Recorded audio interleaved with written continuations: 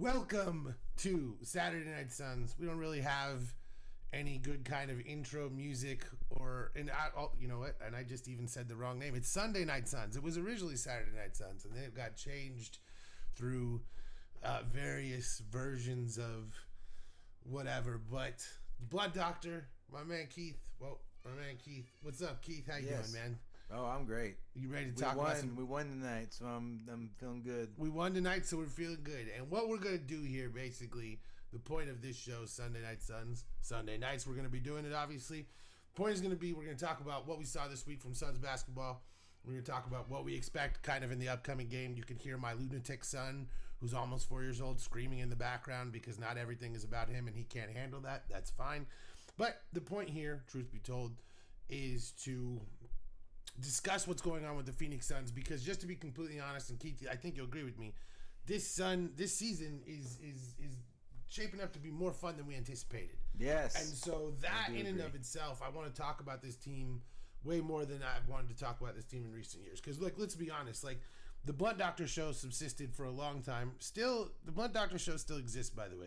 A new episode is in process. But the point is, the Blunt Doctor show subsisted for a long time, talking about the Suns, how everything was miserable, how everything was terrible, and we just weren't even really doing it. And now we're in a situation where it's worth talking about this team again. And so that's why I wanted to do this show, and I appreciate you joining me on this new adventure. Hell yeah. So let's just dive right in. We're going to talk about the Suns. What win was most exciting for you this week? I mean, I think there's an obvious answer, but, you know. Oh, yeah, the Timberwolves, you know. Yeah. It's a cup game. Yep. And obviously, you know, coming back down from 8 in the last minute is crazy. Yeah. You know, I walked away at first. You know, when they called that second foul, I want to say, I'm like, I don't know who it was, but maybe put him up like 110 or something. I was like, the game's over. Yeah. I was just like, I can't believe this. There was another, I think Brooks got another foul, I think, was the one you're talking about. And I was just like, I cannot fucking believe this. And I went to my office, but then I immediately turned the game back on. I was just like, I couldn't stop myself from still watching the ending. And yeah, I mean, that was, I mean,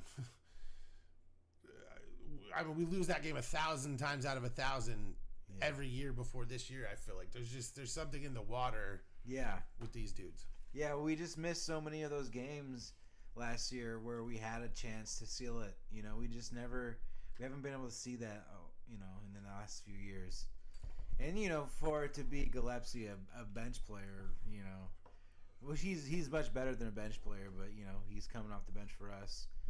And Booker's gone, Brooks is out, and he still gets it done, you know. It's really cool. Yeah, and that last play where, you know, they were just like, we're giving the ball to Colin Gillespie and everyone's getting the hell out of the way. And that's just like, you know, that dude's been waiting his whole life for that moment in the NBA, and he delivered. Yeah. I mean, dude, that shot's a tough shot to make. The one-handed, you know, sort of 10-foot floater. Yeah. I thought he would go backboard, honestly. And he just dropped. He just teardropped it right in. It was amazing. He did it so I guess you know, Gobert couldn't get to it. Yeah, and that's smart. I mean, because he faded hard off of that from the elbow, and it was just a beautiful play. And then, I think I said this to you before, but the thing to me was, incredible as that play was, the fact that then they were able to go double team Ant, get the ball out of his hands, and make sure that it was Randall that took the final shot. That's great coaching, I feel like. I don't know. I wonder if he told them to do that, you know, or maybe it was just player intuition. Like, I think they definitely knew. I think they knew for sure not to let Ant get the ball. And I mean, I think there was definitely discussion of doubling him, but like the level of like intensity they brought with it, like they just knew, they're like, we can't let this guy shoot, you know, like.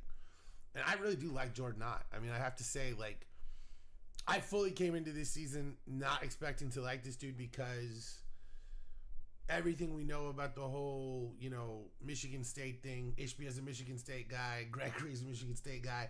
Right. Now you hired the coach who's a Michigan State guy. But I mean, I was skeptical. I was skeptical too. I was hating on it. And honestly, like, I mean, so far, I mean, look, there's no one in this. I didn't think we'd be 11-6. I was hoping that we could be like 9-8. You know, that's kind of what I was really hoping that we could play 500 ball this year. Me too. And this is squeak by in the play-in, you know. Yeah. And 10 or 9 spot. Yeah, and now I'm like, so what if we got to home court in the first round? You know what I mean? Like I've completely like changed every single thing. And we're not even healthy. You know, we're not healthy, and we didn't even necessarily play a particularly good game against the Wolves. I mean, the biggest thing to me is like we didn't stop Anthony Edwards at all. We're never able to stop this dude, and yet again we didn't stop him today. Not today, a couple nights ago, and yet you're still able to find the win. Like that's just something we didn't have. And you know the interesting thing is because before that was the Hawks game, right? Where you know the Hawks are kind of up big early. We erase the deficit. We go up huge. Then they erase the deficit, and then they end up winning it at the end of the game. And it's like, if we had gone through that with the Hawks, and then the next night come out and blown this game against the Wolves, or a couple nights later, like I would definitely be feeling different right now. Like I would be feeling bummed, even though it might only be a 1-game difference in our record. Like that one was like for the Valley. You know what I'm saying? Yeah. Like that was a big win. I take that win. Like if I have to choose a game to win, I take the win over the Timberwolves. Yeah. Oh yeah. I mean, it's a cup game. It's a Western Conference game. You're completely right. I mean, I agree wholeheartedly. I would much rather lose to the Hawks, even though that game was annoying. Yeah. But it's just one of the. It's a weird game. They were up huge. We were up huge. Reese Shea gets hurt. Yeah. Suddenly they're scrambling. We can't make a shot down the stretch. Royce O'Neal nearly wins it anyway on a last second Hail Mary. Like I don't know. I mean. I don't take away much from that game. What I took away from that game is Jalen Johnson is fucking awesome. Yeah. Like that guy could do everything. We had no answers for that dude. And to see a guy who's like, I don't know, 6'8", 6'9", he was like creating plays for them. Yeah. Like Jalen Johnson is something special. That's someone I'd like to see play in person, because he kicked our ass that game. Yeah, he did. He was unstoppable. In every single way. He's blocking shots, he's grabbing rebounds, he's hitting triple. I'm like, what do we it was basically him and Dyson Daniels, and those two beat us. I mean, it was, that's frustrating. But again, I'm way more worried. I'm not losing a game happens. I'm way more worried about how do you respond? Like what does the team show coming off of that? Cuz when you have that major propensity for a letdown and you just feed right into that, I think that it can sap the energy from your organization. And I really, honest to God, feel like that was happening to us the last few years. It's like every single time we would have like one of these close losses, you and me would be like, all right, the next game we're going to come out, we're going to be fired, and it would always be flat. Yeah.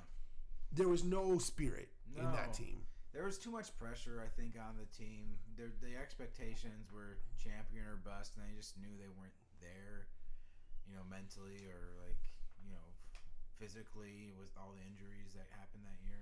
I don't know. It sucks, but yeah, the energy on this team is just so much better. The way they crashed Gillespie. Is it Gillespie?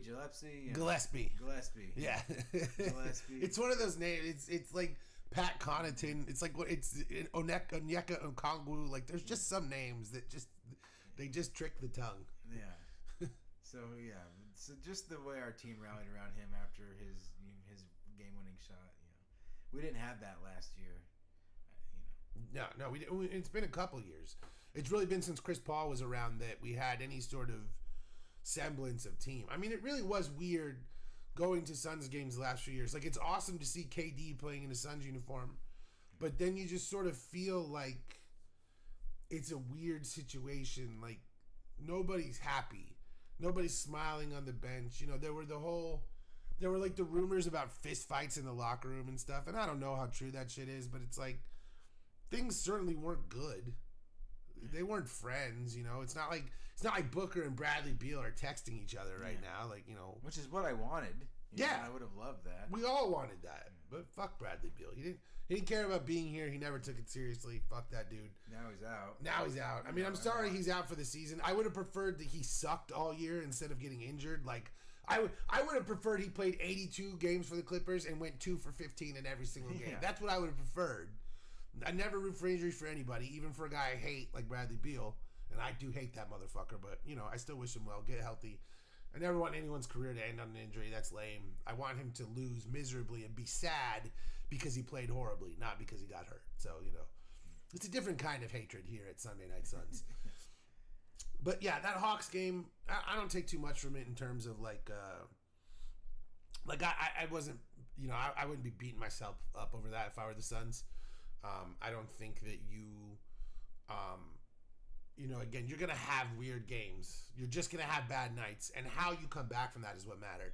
And they came back with an absolutely raucous effort, an incredible victory.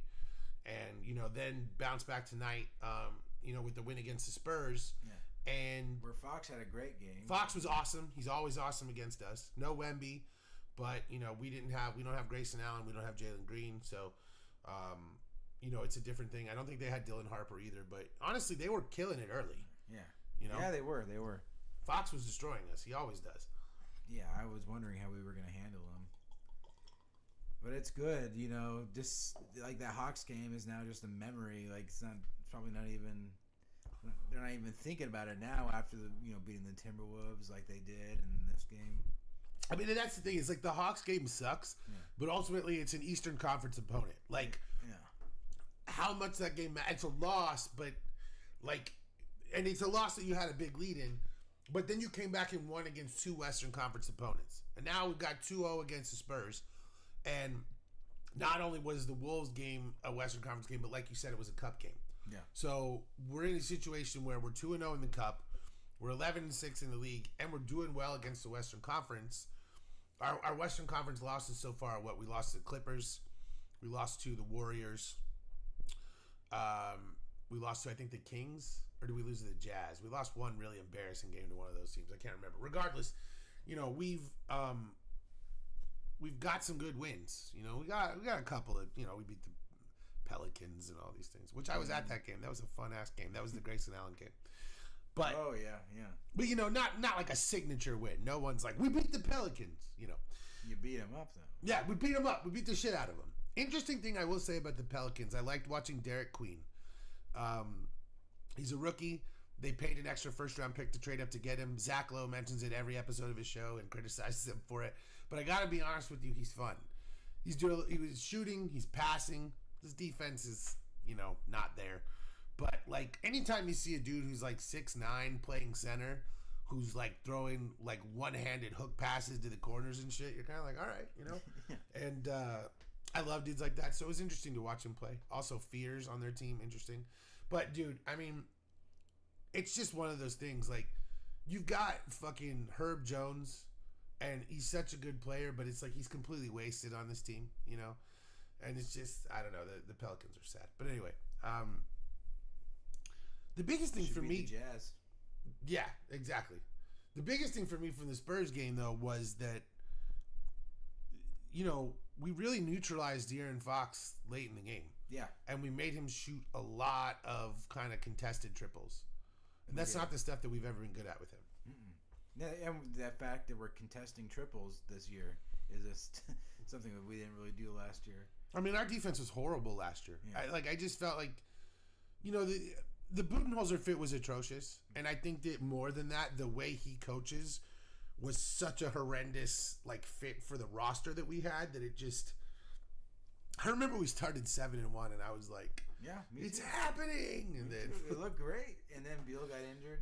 Or was it KD? I don't remember. And then all of a sudden we were 7-10, and you're just like, "What's happening?" Yeah. Budenholzer's telling Booker to shut up, and it's just like, boy, maybe you shouldn't lead. Yeah. Don't be a leader, And it's just this guy. And again, this is the thing is look at what we got on the screen here. You got Gillespie, Ryan Dunn. You got all these dudes. Royce O'Neal's in there. This is a team. This is a group of dudes. We've said it several times to each other, and it's the truest thing. Is this is the closest thing since the 2013-2014 Suns. Yeah. It's fun to watch. It really is. You can enjoy watching the sideline. Our defensive effort. You're like, I guess that's kind of originating from Dylan Brooks, is from what I'm hearing on those post game interviews. Oh yeah, which is cool, and the offense that he's bringing, he's scoring 25 points a game right now. Yeah, I was not expecting that. I wasn't either. And the thing is that we knew that the time in it didn't end that well in Memphis. Everyone knows that. And then he went and had the great run with Canada. and got the contract from the Rockets and played pretty well. But everyone was still kind of, when he got traded here, everyone was like, well, the Suns are going to rehab him and try to trade. Dude, we're not trading this guy for anything right now. Like, he is taking on the toughest defensive assignment every night and scoring 25 points. And he's shooting nearly 50% from the field. Like, this is by far, thus far, this is easily Dylan Brooks' best season of his career. It's not even close. He says he's shooting from till 9 o'clock at night or something. He said. Yeah, he was talking about like he's just going and shooting every single day. He's shooting for hours, and like the dude, I gotta be honest, I think he's happy to be here. I didn't think he would be. I thought he was gonna be annoyed at being traded, but something. Like, these dudes seem to genuinely like each other. You just don't... Like, the reason this stands out to me is because we just watched 2 years of guys fucking hating each other. Mm-hmm. And you could see that shit on the sidelines. And these guys, like, every single interview, they're, like, all over. It's like watching the Thunder interviews, where they're doing the group interviews and everyone's giving each other props. The Suns are, like, all over each other. Like Jalen Green, like, his attitude is phenomenal. I didn't expect that. Me either. You know who didn't expect it either was ESPN. They had us ranked 13. They said we're going to be 13th this season. In the West, right? Yeah. Yeah. And they basically said, just the reason why is because you take away KD and now you have a team. And it's like they weren't factoring in Dylan Brooks. They weren't factoring in Jalen Green. They basically showed them no respect. And this team knows that they're being disrespected by the league and by the media. And I think another issue is they want to prove a point, that they, and they're going to try to earn the respect by winning. And I think we're going to continue to be surprised by this team, and I'm looking forward to that. Yeah, and I think that there's a certain level of there is a whole level of nobody believes in us. Yeah. And for Devin Booker, everybody is, you're not an all NBA player. Everyone has been down on him, and he right now has reclaimed the mantle of best two guard in the league, but he's also playing like one of the best point guards in the league. He's averaging 27 and 7.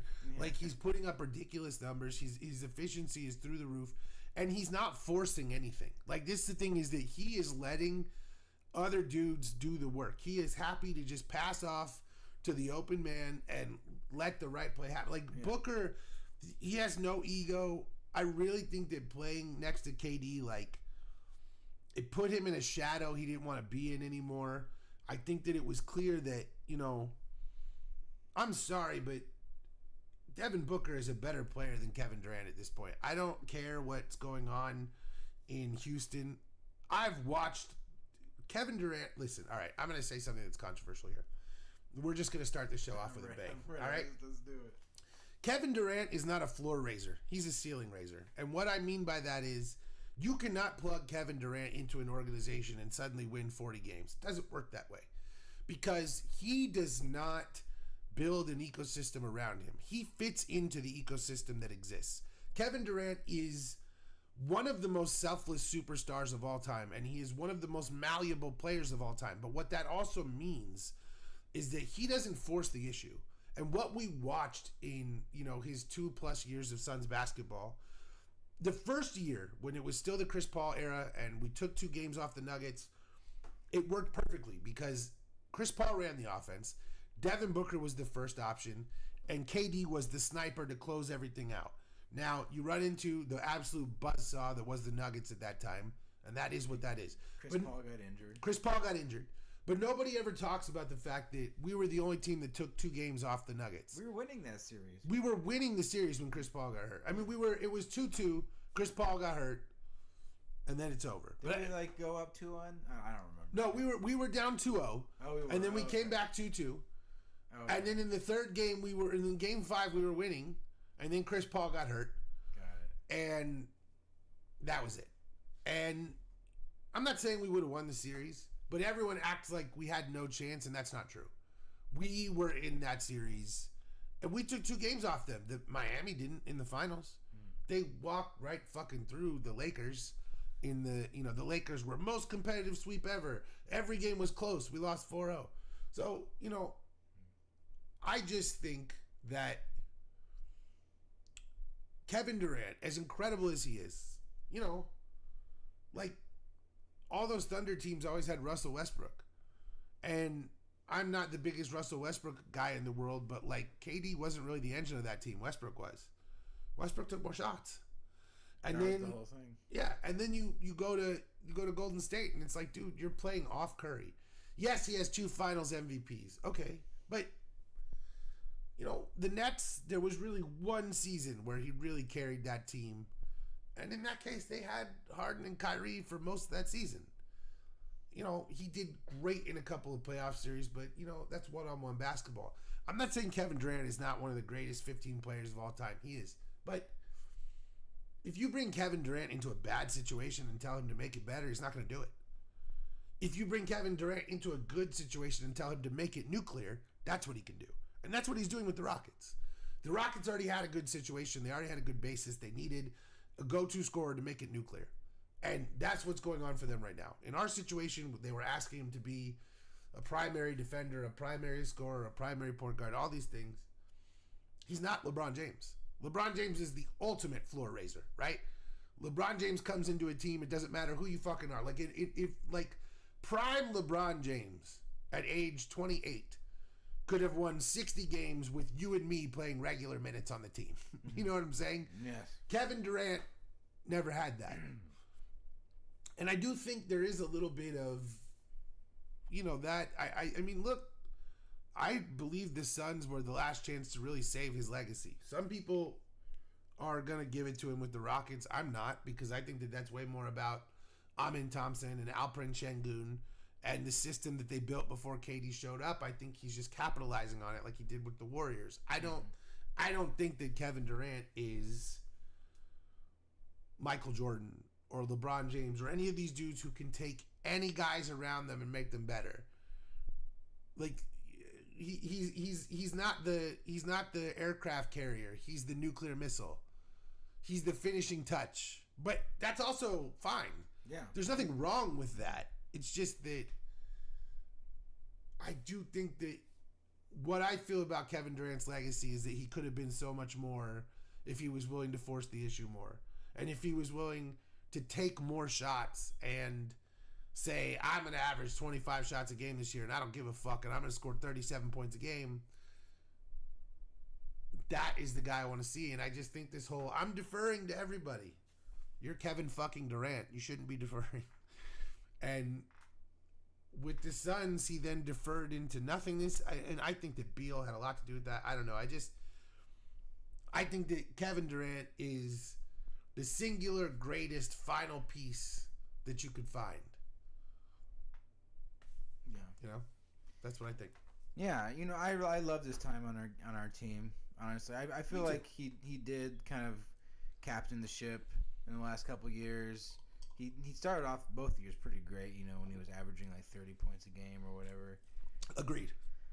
It just sucks that we did try to trade him against his wishes because that soured the whole relationship. Yeah. But that's true. We fucked it up. We fucked that up. But I do have to say, like, his attitude before that, leading into that situation, was still shitty. It was. And he can try to pretend that that's not true, but he was starting to check out before that occurred. Yeah. And I think, you know, there was some frustration because, yeah, he wanted to basically be like the Thunder and Nuggets, and we just weren't. We were scraping at like the 9 and 10 spot. That's why just the energy this year is just so much better. Like, we're at 6 and we're celebrating, you know? Like, I don't know, just the expectations are way different, and we can enjoy the success in a different way because we're not mad because we're not the number 1 seed. You know, we're happy because we're the 6th seed. You know, it's just a different feeling. That's a really good point. I mean, the pressure of expectations changes everything.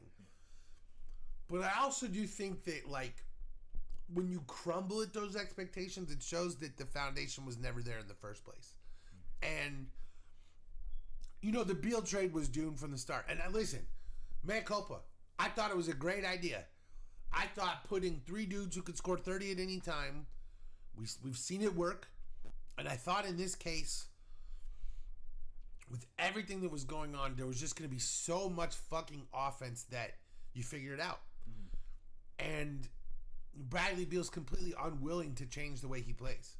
And that's That's really what happened. Is Beal's unwillingness to fit in starts a ripple effect, and you know, the whole season's like start and stop.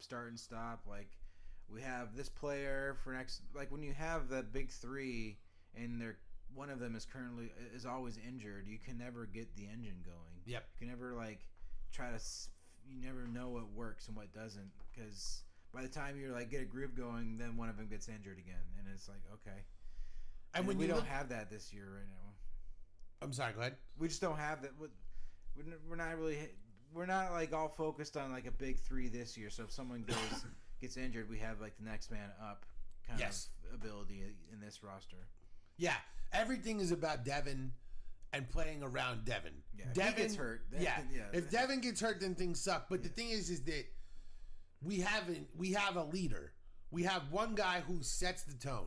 Devin is the guy, and then really behind him right now is Brooks. Right, Dylan Brooks sets the defensive tone. Mm-hmm. And I don't know if you noticed a couple of times during this game, they had really good mics on some of the rebounds, and Brooks is calling out, "You need to be here on this rebound. You need to be here." Like, he is taking over the defense. Dylan Brooks is the captain of the defense of this team, as he should be, right? Yeah. And he's playing that Scottie Pippen role of he's on the court telling motherfuckers where to be. And we just haven't had this. We haven't had defensive commitment. And again, Jordan, people willing to listen. Yes. Yeah. They're willing to be coached. Yeah. Like, what's going on here? Like, we've got guys who are willing to work for the greater good. It's like, I don't even know. This is not Phoenix Suns basketball. Phoenix Suns basketball is incredibly selfish. Everyone's angry at each other. You know what I'm saying? Like, we're reaching a new level where, and we saw the interview with Ishbia earlier today. He took responsibility. He said, the first few years this team didn't have, any sort of leadership, and we've changed that. And he's right. There was no leadership on this team, and now there is, and I think that matters. And I like seeing him take responsibility for that. Me too. I'm not going to blame him for the Kevin Durant trade because, listen, hating on that trade is revisionist history. Half people agreed with it. Half people thought we paid too much. I was upset at the beginning. I did not want to see Mikal and Cam Johnson go. I'm not totally happy with everyone saying. I'm not happy with the price we paid. Don't get me wrong. But what I'm saying is that the people in the league now act like, oh, everyone knew the Kevin Durant trade was terrible. That's not true. A lot of people thought the Suns were going to be championship contenders after making that trade. So this whole revisionist history of everyone knew, that's not true. I said to you, I didn't want to trade Mikal Bridges for Kevin Durant straight up. Now, listen, the way that Mikal has played in the last few years, I think the trade has become more than justified. Again, what we paid, we should have done a better job negotiating. But a trade based around Mikal Bridges and Cam Johnson, two guys who are role players at best, for one of the greatest players of all time, of course you do that. Like, the stupid thing was trading DeAndre Ayton in the way that we did it. The stupid thing was letting Chris Paul go. Kevin Durant wasn't really the problem. Yeah, we still got to the Nuggets. We should have just kept the Paul, Booker, Durant, Ayton thing and refit pieces around those dudes. Yeah. That's what we should have done. I was willing to do that too once we were at that point. But Monty Williams fucked that up with his ego, and it's just it's. And then he crashed out.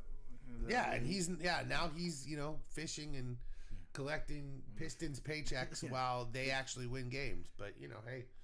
And he'll probably be in his mind like, I got I loosened the cap on. Yeah, I built the foundation. Yeah, exactly. It's embarrassing. And speaking of Houston, though, that's who we got coming up next. KD's out for a personal matter. It sucks. I wanted to play him. Yeah. I do hope that everything's okay. Like, me too. We were joking about, of course he's out for a personal matter, but legitimately, I truly hope that.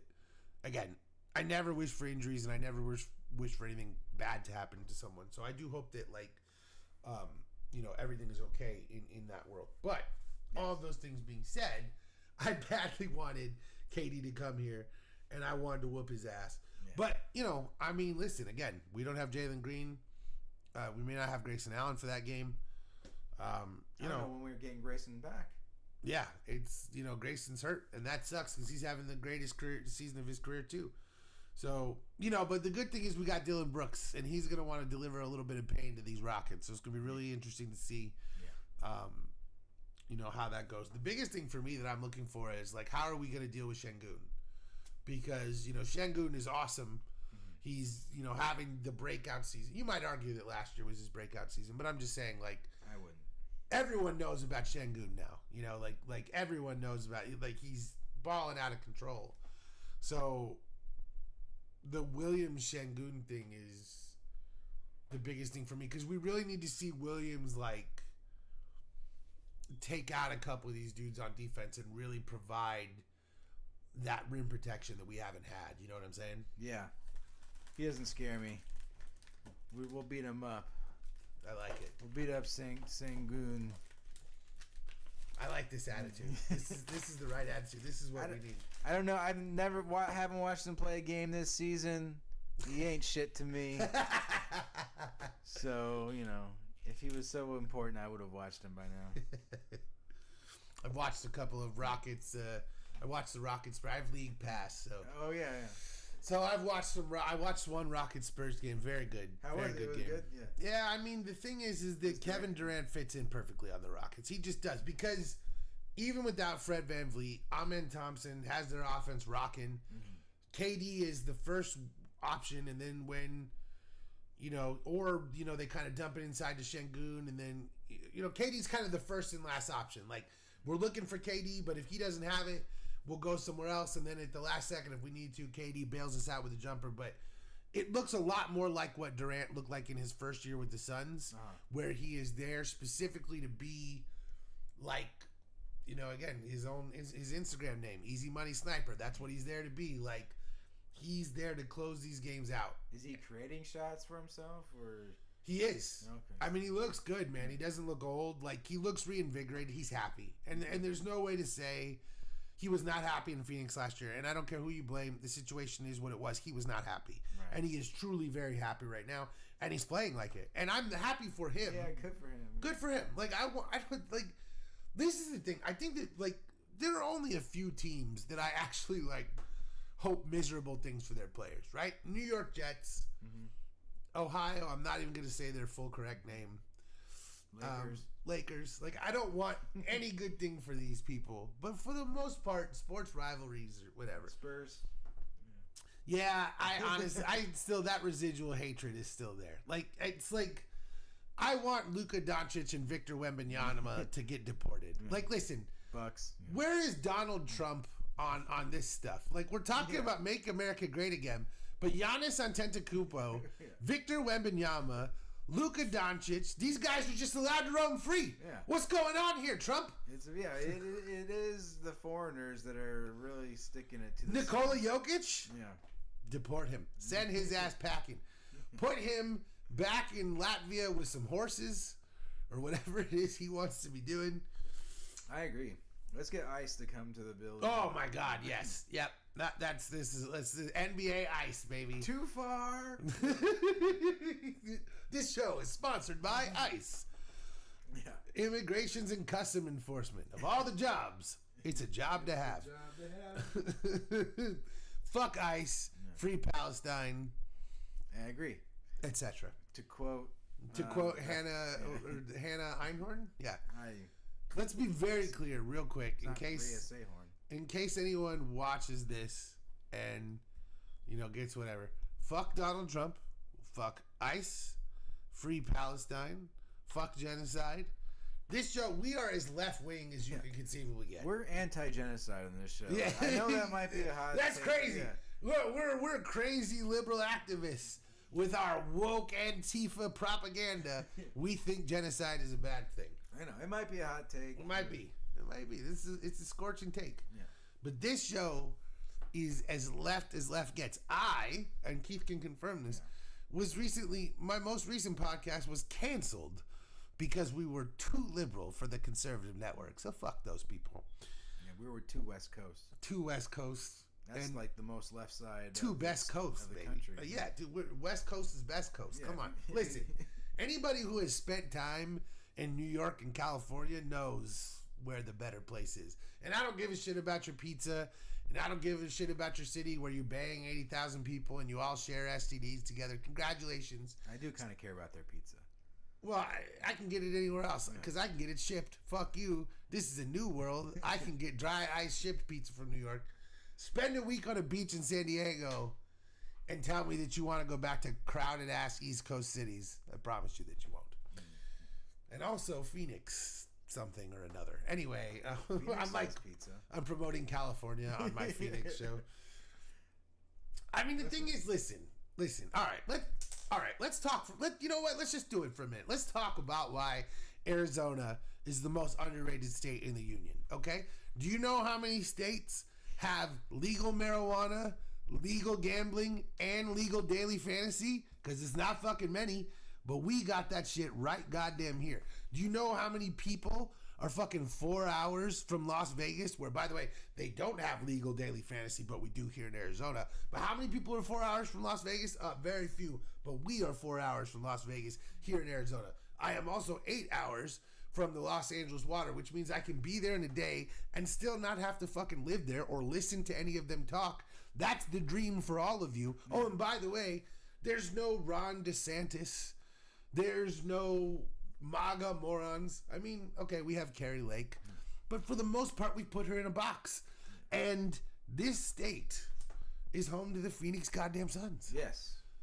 And if you are not a Phoenix Suns fan, we don't love you. That is true. Unless you become one, then we love you. then we love you. We reverse it very quickly around here. We flip flop. You can flip flop right onto the Suns, but when you flip flop off the Suns, we hate you again. Right. We keep it. Yeah, you have to. If you currently like the Suns, we like you. That's it. Yeah. This is a very specific thing. Although, if you come into my house with a New York Jets jersey and a Suns hat, I'm gonna burn you. Yeah. If you come into my house with a MAGA hat and a Suns jersey, I'm gonna burn you. Yeah. So and by burn, I don't mean insult. I mean light you on fire. Mm-hmm. So I feel like we're supposed to talk about basketball at some point. I think that was the goal of this class. We were, Then I went on a Kevin Durant soliloquy, and people have to know where we're coming from. That's a good point. They need to know a baseline. You got to know what you're gonna get here. That we like food and basketball. That's basically it. There's not a third thing. I mean, I like watching the Bucks, but Baker Mayfield is hurt, so. Oh, by the way, you said you went to the Pelicans game. I did go to the Pelicans. How was the $2 menu? Okay, so let's talk about the $2 menu at the Suns game. I think some Phoenix fans might be interested in learning. An incredible innovation. Yeah. I mean, look, we're talking about, number one, $2 cans of Dasani water. You can't get that anywhere. You can't get it anywhere. And you heard me right, cans of water. Cans of water? Cans of water. Delicious. That's the way water is meant to be drank. Absolutely the incredible best invention of all time. Delicious. Second up, $2 hot dogs. I mean, what am I, the king of England? Fuck you. Of course I love a $2 hot dog. You can't even get a $2 hot dog anywhere. At a baseball game. Yeah. You can't get a $2 hot dog at a Little League baseball game. And by the way, all beef hot dogs. Were they perfect? Yeah. Yes. If you find a $2 hot dog, email our channel and prove it. That's right. I don't think it exists. real.blunt.doctor@gmail.com. We need an email for this show, but for right now, that's the one. The word on the street is the popcorn was not good. The popcorn was a little dry. It was old. It was stale. But I got to be honest with you. I still eat stale-ass popcorn because it's still popcorn, motherfuckers. And if you've had a couple beers at a game, you're not even going to notice. I have to be honest. When you told me that the popcorn wasn't good, it made me want the popcorn even more for some reason. Because stale popcorn is delicious. Let's all just be honest with each other. Popcorn does not have an expiration date. You broke everything. It's okay. I forgive you for breaking everything. I'll tell you what else was delicious.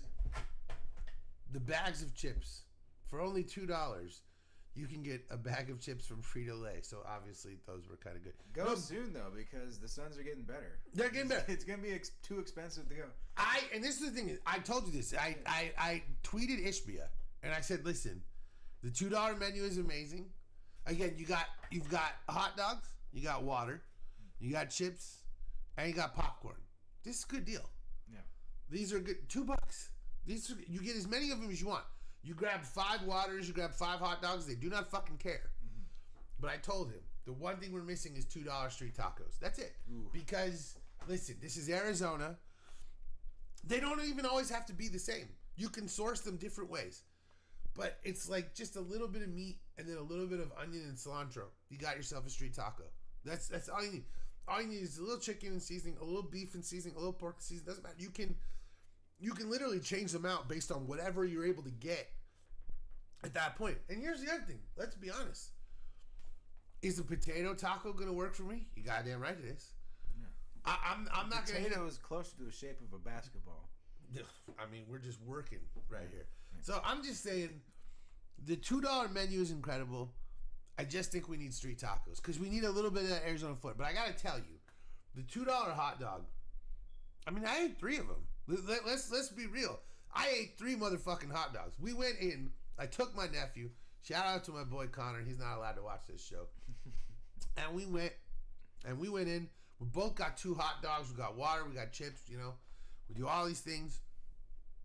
And then we go to the viewing area on the second floor because you know how it is. Yeah. You go. You mean behind the bar? Yeah, on the second floor they got the little bars that look over the arena, and you got like a table, and I'm just like smashing hot dogs. We're watching the game. We go to our seat, right?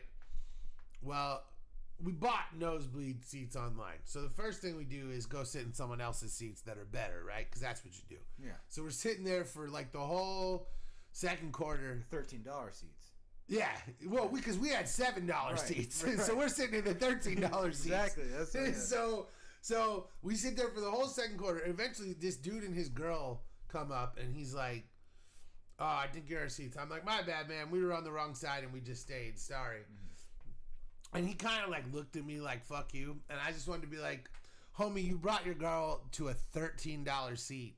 You need to get the fuck," because they're like dressed up like in like shit that's like way more than a $13 seat. I'm like, dog, you see that whole lower bowl full of empty seats because this is a Pelicans game? You could be down there if you want to big time me. Like, you're not gonna do it to me. Yeah. You're not gonna do it to me here. Like, yeah, it was like $45. Yeah, like we literally got in the door. I am not kidding. The tickets were $7. The fee was $5. We literally, with taxes and everything, got in the door for $24. I cannot believe, and you're not going to get that again. That's how little anyone wanted to see the Pelicans play, right? It was like, I texted them on that. I'm like, you want to go? I wasn't even sure my nephew wanted to go. That's how bad the Pelicans are. So, but I'm telling you, like, listen, it's not the greatest hot dog you're ever going to have. It's not Gordon Ramsay. It's a $2 hot dog. But it's an all-beef hot dog. It is a legitimate thing. And I'm telling you, I smashed 3 of these motherfuckers. So, I can tell you this menu is legit. And then I did still go eat a Spinato's pizza because I'm a big motherfucker and I needed more food. But also I didn't drink any beers because I'm with my nephew. So, you know, I'm doing it healthy. The $2 menu just needs street tacos. That's it. Or if you could rock in a $2 cheeseburger.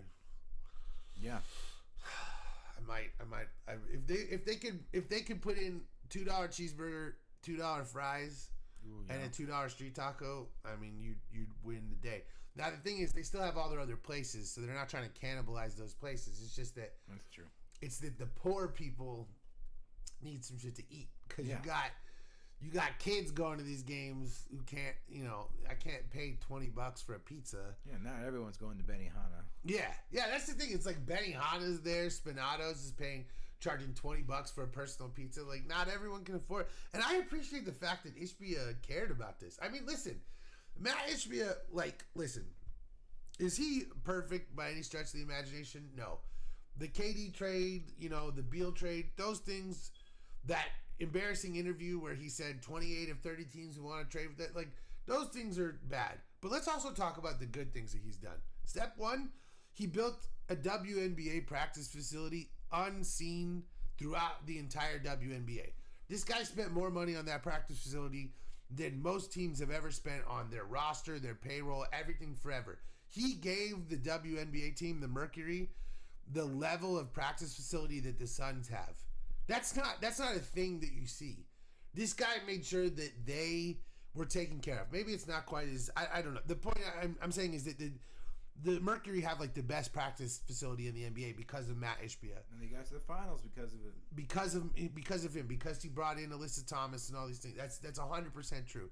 AT, you're a fucking badass. You didn't deserve to be sweet. he has made Suns games free over the air.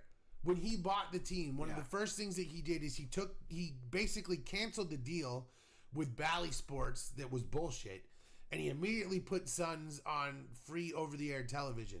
That now the rest of the league, so many other teams have started to adopt that because he did it. He is the first one who did it. Anyone who says it's because of it's not. It's because Matt Ishbia put the Suns on free television again. Now let's remember, we grew up watching the Suns on KUTP. Mm-hmm. We grew up watching the Suns on Channel 3, Channel 15, all this shit. Like, we grew up on that.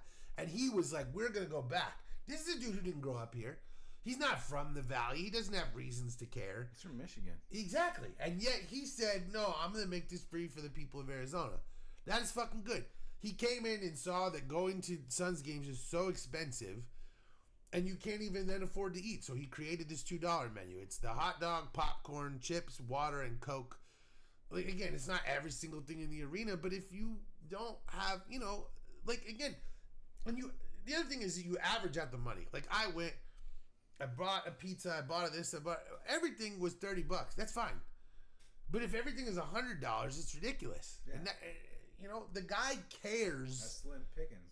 The Slim Pickens and Slim Chickens. And, okay. All right, hey, we just developed our first saying on this show.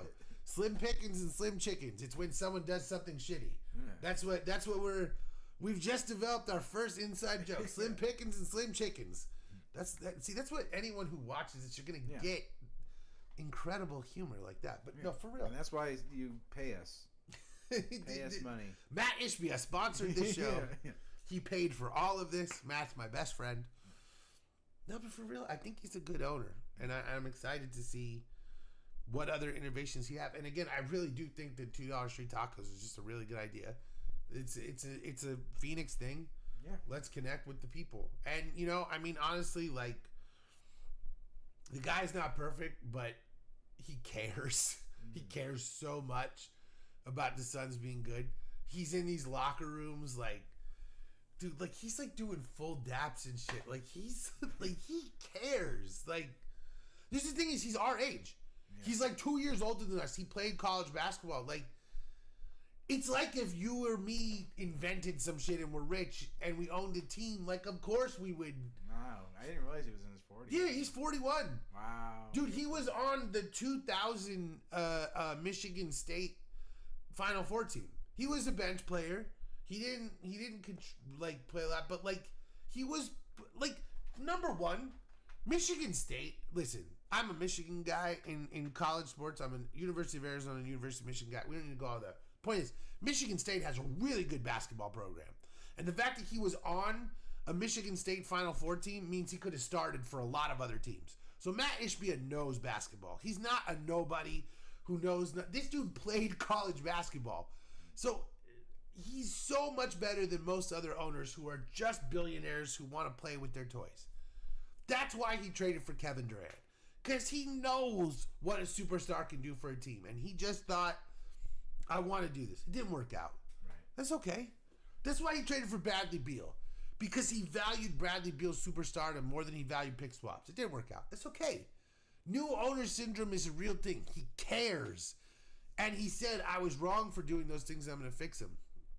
This guy, at times he frustrates me, but you make the games over the air free for the fans, you care about the fans. Yeah. You build a WNBA practice facility, you care about the Mercury. I'm sick of hearing about how the WNBA isn't good basketball. The WNBA is great basketball. The Mercury have been to the finals twice in the last fucking 6 years. The Suns have only been once. Dude, I haven't been to the finals. Yeah. Dude, 2021 still, like, I want to... That we lost the NBA finals and the WNBA finals, it hurts me so much. It was Taurasi. It was Diana Taurasi's last chance to win a W. Like, that one, the 2021 WNBA finals, like, hurts me as bad as the NBA finals. Like, that one, it was Diana's last chance to, like... That one hurts me. And I'm sorry for your loss. And I'm just saying, Ishbia cares. Yeah. So, winding this thing down, let's look forward. Yes. We got a couple of really exciting games. We talked about the Rockets already. Yeah. We're going to crush them. We're going to crush them.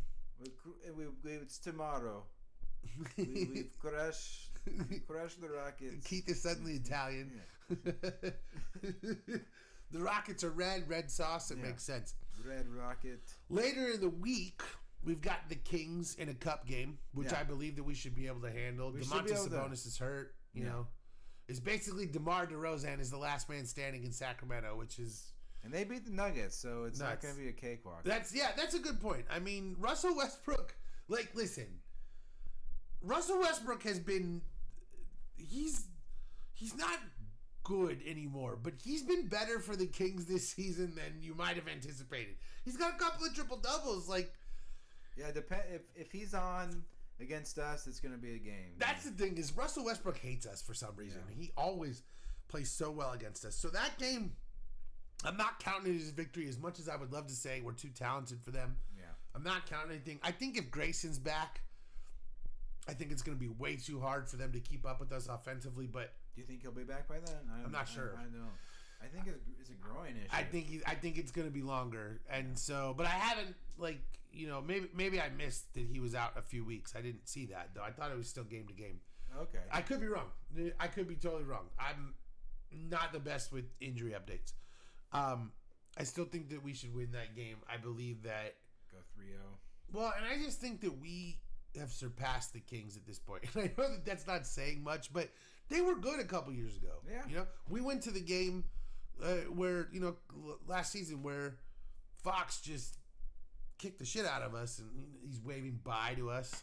That made me so mad, dude. When he hit the three with like 3 minutes left and he looked like right at us and waved bye, I was like, fuck you, motherfucker. Yeah. But again, my hatred of De'Aaron Fox is like sports hatred, not like my hatred of New York Jets, which is like actual supreme hatred. I respect De'Aaron Fox. But I think that we should be able to win that game. I just don't think that the Kings, they're a franchise in disarray, as always. We should just be able to run through them. We should be able to. Now, how we've been playing, Yeah, but of course, DeMar kills us. Yeah. They have good people on their team. I know their win-loss ratio isn't that good, but I mean they have veterans like Russell and DeMar hate us. But I hope they trade DeMar, man. I hope they trade. Oh my God, they should trade DeMar to us.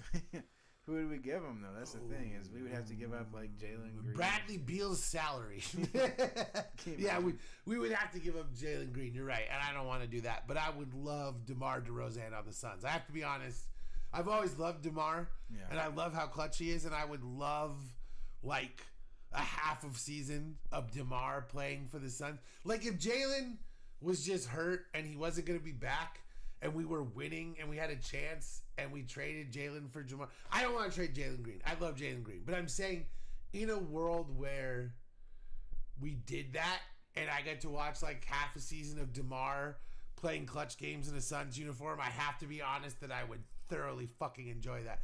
I've said before, my hottest NBA take is that the 2019 Raptors still would have won the NBA title with DeMar DeRozan instead of Kawhi Leonard. Mm-hmm. And it's because Kawhi was hobbled. He was not the defender that he was. Everyone forgets how bad his knee was. He was not the dude he was. He couldn't shoot from three. He hit a boatload of mid-rangers, which is exactly what DeMar does. And I just think with all of the... I know Kawhi hit the crazy shot against Philly. I know all of these things. I stand by it. And by the way, if I told DeMar that, he'd dap the shit out of me because he would agree. Yeah. So he would know. So I would love to see that. Moving on from there, though, is where it starts to get ugly because the remainder of the week is the Nuggets and the Thunder, and this is where we're going to see like where we're really at as a team. Like we've never had shit for Jokic. The only time that we ever did well against Jokic is in that one series where Jamal Murray was hurt. When we went to the finals. Yeah. And DeAndre Ayton just made Jokic's life a living hell. For whatever reason. Yeah. For the first 4 years of DeAndre Ayton's career, he made Jokic's life a living hell. And then he forgot how to do that. Mm-hmm. Yeah. And so I just... Now he's, on the Lakers. Yeah. Getting alley-oops from LeBron. Yeah. Fuck DeAndre Ayton. Yeah. Like, fuck Good that for guy. Him. Yeah. No, fuck that guy so much. I have no U of A love for him anymore. Fuck DeAndre Ayton. I'm sorry, D. I'm sorry, brother. I loved you once. I hate you now. I'll see you in the playoffs. Yeah, Mo. yeah. You and Luka together. Fuck you. Yeah. Yeah. Fuck you guys. Yeah. No. Mark Williams is what DeAndre Ayton should have been. Anyway, so I got to see if Mark Williams has anything for Jokic. Yeah, that'll be interesting. And I got to see what Dylan Brooks has for Shea. You know what I'm saying? Like, yeah. That'll give us a good idea where we're at there. Do you think we can win either of those games? Like I think legitimately? I think we can win the Thunder game. Yeah. Absolutely. You think the Thunder game is more likely than the Nuggets game? Yeah, we struggle against more stronger centers. You know. Hell, we could win both those games. I'm gonna say it right now. There we go. I love that. But I kind of agree with you. I actually think that I understand the Thunder just won a title. They're like 20-1. They're unstoppable. I understand all those things. Yeah. They are. But I also think we just match up with them better than we match up with the Nuggets. Like, the only thing about the Nuggets is that, Aaron Gordon's hurt right now. They're a little hurt. But, Jalen Williams is still hurt for the Thunder too. I think we match up with them a little better. We don't have anything for Jokic. We don't have anything for Jokic. Like, I don't know that Mark Williams can even... I'm not hating on Mark Williams. He's 23. Like, Jokic is at the prime of his prime. He's the best center in the world. He might be the best center of all time. I don't know that Mark Williams has anything for him. So I just don't know, I don't know what we do with the Nuggets. Score everything. Yeah, that's what you do, right? Is you put your worst defender on Jokic and be like, we're triple teaming everyone else. Yeah, exactly. We're switching and tripling that. Jokic, you have to score 95 points in this game. Exactly. I think that's an idea. I think you're right. I honestly think that that's the only solution that you have is that you just... Because, what's funny is he just won his first game this season where he scored 50 points. Because remember, there was the one of the playoff games against us in that year, he scored 50 and we won. That's right. It's the first time he's ever won a game scoring 50. So I think you're actually... It's what the Spurs used to do to us with Amari Stoudemire, right? Mm-hmm. Popovich would let Amari score 45, but he would double team Nash. And we're not going to let Marion score. We're not going to let Raja Bell score. We can't stop Amari, so we're not going to try. And I think that's kind of what you got to do with Jokic is just give him unlimited open look because he doesn't want to shoot the ball. Yeah. So just make him do that. You have to score 65 in this game. I think that's probably the solution. I agree with you though. I think we match up well with the Thunder. I'm not saying that we're gonna win a 7-game series against them or whatever, but I think that if you go player for player through the whole roster, and if you look at what we can do, and look at the fact that we're much deeper than we were, I actually think that we match up way better with the Thunder than we do with the Nuggets. I think the Nuggets pose problems for us. Mm-hmm. I don't think we have anybody for Jokic. I don't think we have anybody for Aaron Gordon. Ryan Dunn will get there with Aaron Gordon, but he's not there yet. And now we don't have him. Yeah, and he's hurt right now. That's the other thing. We're hurt, But, listen, I'm loving what we've seen. I'm excited for this week. Next week, we're going to come back. We're going to talk about all these games. Yeah. And listen, you can rely on Sunday Night Suns. This is not like the another show I've done recently where we famously show up every now and then. Sunday Night Suns is reliable because we're always hanging out Sundays. This is all we do. So plus or minus a day, depending. Plus or minus a day, depending. Because next week is the Michigan Ohio game, so it might be plus a day. You never know. Or is that minus a day? That might be minus a day. I think minus, but I'm not sure. I don't know how to do math. If it's we all go good. Gambling style, it's minus. Really, Yeah, you're right. No, minus a day it is. Before we wind down this first episode, any final thoughts on this season or things you're excited to see or looking forward to seeing this season as we progress? I'm looking forward to getting Jalen healthy and seeing what our team can do with him on it, and I'm looking forward to playoffs. I think we can get to the playoffs this year, and that would be awesome. I agree, especially with all the down. How everyone was so down on us going into the season. And I really believe that we can make the playoffs and not just the play-in. Yeah. I really believe we can be a top 6 team. Watching us play, I really believe it. And I think that Jordan Knott just has everyone playing at such a level that, I was out and they pulled me back in. You know, like that's how I feel. So I'm very excited and I'm ready to go. But I feel this has been a pretty good debut episode. I like it. Yeah, I'm with it. This is good. We can do this. Yeah. We can do this. Brought to you by Squirt. Brought to you by Squirt. They paid for every single word in this episode. They supported all of it. Yeah, that's 100% true. 100% true. There's no way that any of that is false. Squirt is our #1 sponsor. Yeah. You can see the Squirt logo right there in the corner. For my man Keith, I am the Blunt Doctor, and this is Sunday Night Suns. We'll see you next